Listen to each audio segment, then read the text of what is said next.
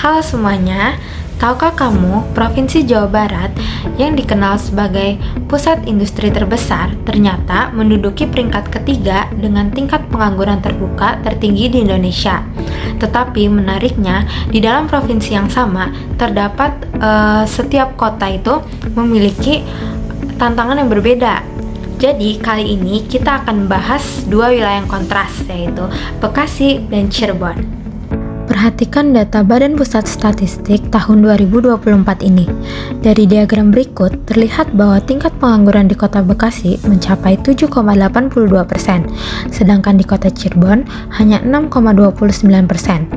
Kenapa kota dengan pabrik terbanyak justru mempunyai angka pengangguran yang lebih tinggi? Kota Bekasi sering dijuluki sebagai kota industri dan kota penyangga Jakarta. Pertumbuhan penduduknya sangat pesat, daya tarik urbanisasinya tinggi, dan kawasan industrinya menjadi salah satu yang terbesar di Indonesia. Secara logika, seharusnya peluang kerjanya juga besar kan? Ada beberapa faktor yang saling berkaitan mengapa tingkat pengangguran di Bekasi tinggi. Pertama, ledakan angkatan kerja. Ribuan pendatang dari berbagai daerah mencoba peruntungan di sini.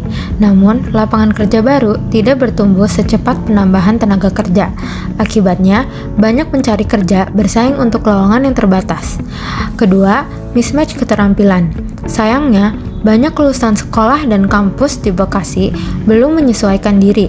Mereka memiliki ijazah, tetapi tidak punya keterampilan yang sesuai dengan kebutuhan perusahaan. Yang ketiga, relokasi industri.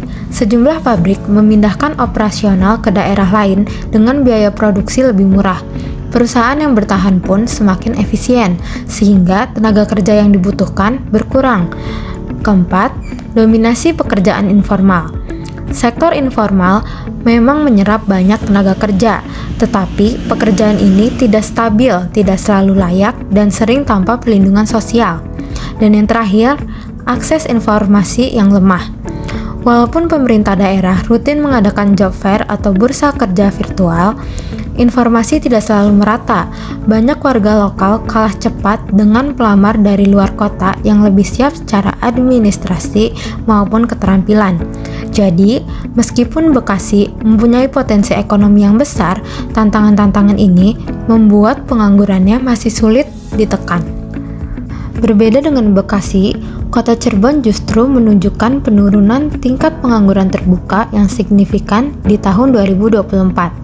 Kekuatan Cirebon ada pada sektor perdagangan, jasa, dan UMKM lokal yang sifatnya padat karya, sehingga mampu menyerap tenaga kerja lebih cepat.